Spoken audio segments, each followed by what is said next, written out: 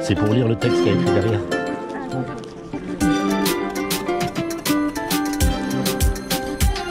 Tiens, petit cadeau pour vous. Hein? Ne pensez pas tout, hein?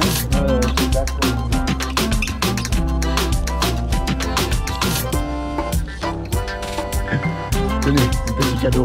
Bonne journée.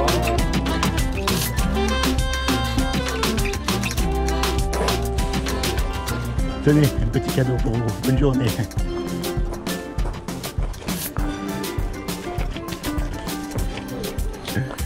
Tiens, petit cadeau. Bonne journée. Il est collé. Il est collé. Il est collé. Les lardons sont quand même de circonstances. Ça dépend. Là, voilà. Alors imaginez, je vous pose une question. Ouais. Aujourd'hui, là où on est là, Oui. je vous demande de choisir entre un verre d'eau et 1 million d'euros. Effectivement, oui. Vous allez prendre le million d'euros. C'est vrai que Maintenant, ça arrangerait bien les choses, oui. on change de décor. Ouais, On est au milieu du désert, ouais. perdu Ah, et ouais. sans boussole. Et je vous demande de choisir entre le verre d'eau et le million d'euros. Ah, oui. Vous n'allez même pas regarder au million d'euros, vous allez prendre le verre d'eau. Ouais, Tout ça pour montrer que notre environnement, ouais. il détermine notre façon de penser. Et oui. Et aujourd'hui, tout va plus ou moins bien. Ouais. Non, mais ça va, on est encore en vie, tout ça, machin, mais un jour C'est vrai on que sera... Et c'est vrai que l'argent, effectivement, contribue aussi effectivement au bonheur. Mais un jour on C'est sera vrai que ça, c'est... sur notre lit de mort. c'est clair. Et ce jour-là, qu'est-ce qui va se passer? Ah, mais les gens qui vont tout payer derrière. Oui, mais à quoi vous penserez quand vous serez sur votre lit de mort? Oh non, ça du tout. Eh bien, vous allez penser, où est-ce que je vais? Parce que ce jour-là, on ne pourra plus tricher, on y sera. Et ouais. Donc la grande question, c'est de savoir qu'est-ce qu'il y a après la mort. Est-ce qu'il y a quelque chose? Est-ce que vous croyez en quelque chose? Je sais pas. Après, une fois qu'on meurt, on va être jugé par rapport au bien et au mal qu'on a fait dans notre vie. Donc la grande question à se poser, c'est de savoir comment est-ce qu'on sait si on fait du bien ou du mal. Et oui. Et pour savoir si on fait du bien ou du mal, Dieu nous a donné une loi. Et cette loi, ce sont les 10 commandements. Oui, effectivement. Alors on va voir comment vous allez faire. Et attention, je ne vous juge pas, parce que moi j'ai lamentablement échoué au test. Ah, Il y a un commandement, il dit, tu ne mentiras pas. Est-ce que vous avez déjà menti? oui, quand j'étais à l'école par rapport à ma mère, oui. Il y a un commandement, il dit, tu ne voleras pas. Est-ce que vous avez déjà pris quelque chose qui n'est pas à vous? Attention, vous venez d'admettre que vous avez menti, croyez pas que je vais vous croire. Hein. Non, mais je sais, non, mais... Il y a un commandement, il dit, tu honoreras toujours tes parents. Est-ce que vous leur avez toujours obéi? Pas à l'école, non. Pas au niveau de la scolarité, non. Il y a un commandement, il dit, tu mettras toujours Dieu en premier dans ton cœur. Est-ce que vous avez toujours mis Dieu? Vous voyez, on n'en a vu que 4. Et vous en avez déjà cassé plusieurs. Donc le jour du jugement dernier, Ouais. quand vous allez être jugé par rapport à cette loi, Dieu va vous déclarer coupable ou innocent? Coupable.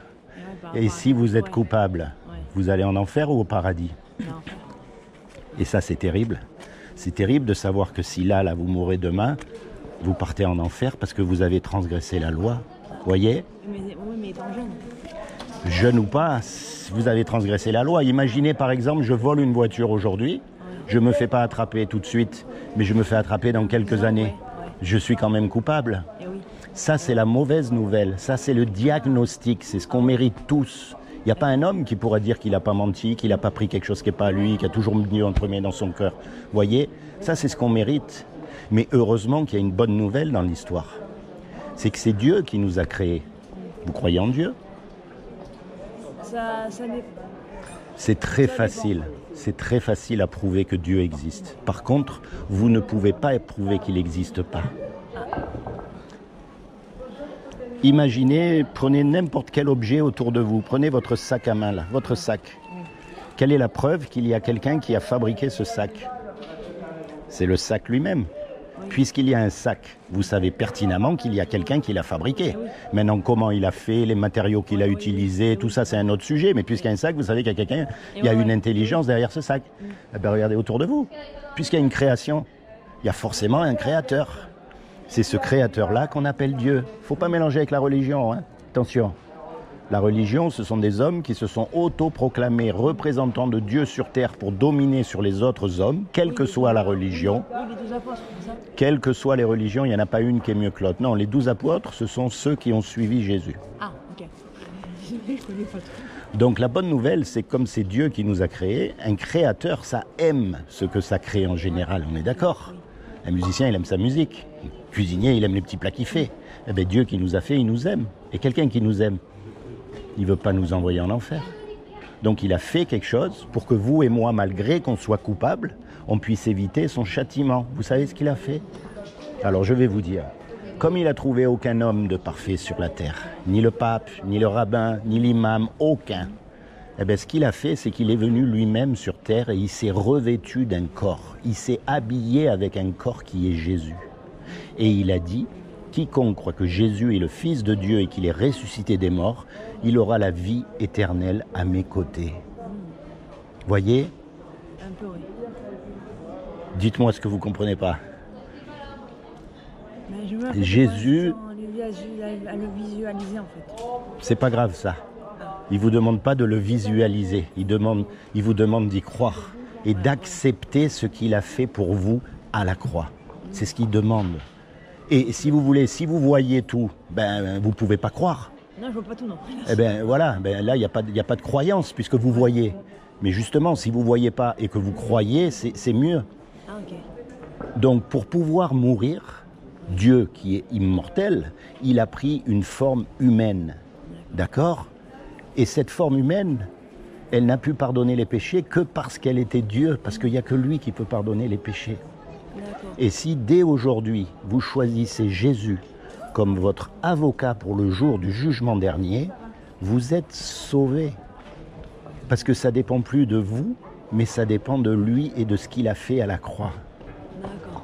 Quand vous serez devant Dieu ce jour-là, il y aura le diable aussi. Ouais. Et le diable, il sera là, et il dira, elle a fait ça, elle a fait ça, elle a fait ça, elle a fait ça. Et lui, il ne mentira pas. Parce que tout ce qu'il va dire, ça sera vrai. Et oui. Et Dieu va vous regarder, il va dire, c'est vrai ce qu'il dit, ce monsieur-là, ce diable.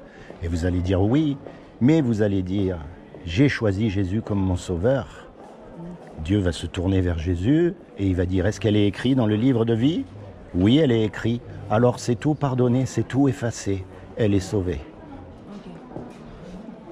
Oui, oui. Voyez? C'est aussi simple que ça.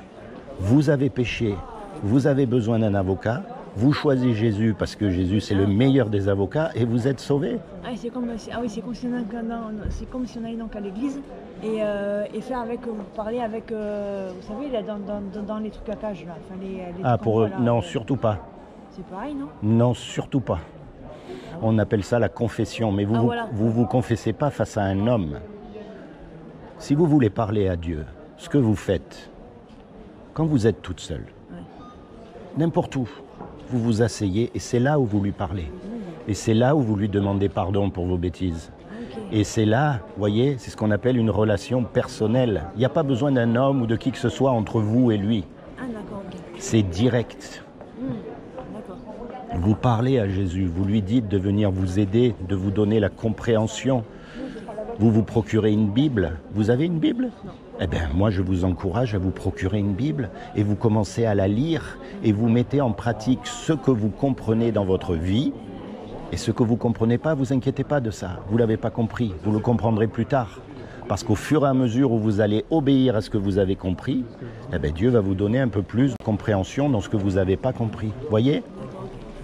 Faites-le parce qu'il en va de votre destinée éternelle. Et ouais. Tenez en souvenir, je vais vous laisser ça quand même, un petit livret pour vous aider. Donc là, quand c'est un petit cadeau, je dis pas non. Eh ben ça, c'est plus qu'un petit cadeau, c'est votre salut éternel. Vous comprenez ce que je veux dire? C'est-à-dire que si vous mourrez là ce soir, avant de m'avoir rencontré, vous ne saviez pas où vous allez. Maintenant, vous savez. Vous ne pourrez plus dire que vous ne saviez pas, parce que je vous l'ai dit. Maintenant, il ne suffit pas de me croire aveuglément. Non. Oui. Le but de ma démarche, c'est pas ça. C'est que vous, de votre côté, toute seule, comme une grande, vous commencez à chercher Dieu de toute votre force, de tout votre cœur. Et ça ne veut pas dire d'aller dans une église ou de ne pas aller dans une église. Tout ça, c'est secondaire. C'est dans votre cœur que ça se passe.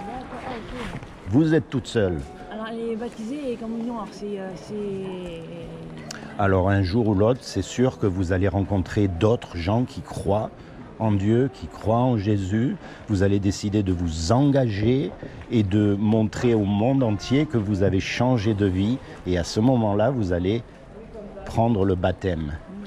Voyez ? Ah non, je suis déjà baptisée. Non, mais vous avez été baptisé quand vous étiez bébé. Ouais. Oui, mais ça compte pas. Parce que vous n'avez pas réfléchi, vous ne saviez pas ce que c'était, vous n'avez même pas choisi. Parce qu'on peut refaire le baptême. Ce baptême-là n'a aucune valeur, il n'est pas dans la Bible. On ne baptise des gens que s'ils ont compris pourquoi ils se font baptiser. Sinon, ça ne sert à rien. Sinon, c'est une obligation. Ok. D'accord ? Faites ce que je vous ai dit, il en va de votre salut éternel. D'accord. Lisez le petit livre. Il y a une petite assemblée à côté du bowling. Oui. Vous connaissez où il y a l'Intermarché ? Oui, Il y a Intermarché, il y a le bowling derrière. oui, à Saint-Léger. Et là, il y a une petite assemblée. Allez-y, le dimanche matin.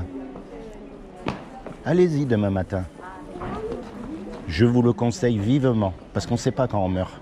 Regardez Naël. Il s'est levé le matin, il ne savait pas que le soir, il ne rentrait pas à la maison. On ne sait pas quand on meurt. À côté du bowling, je vous encourage vivement.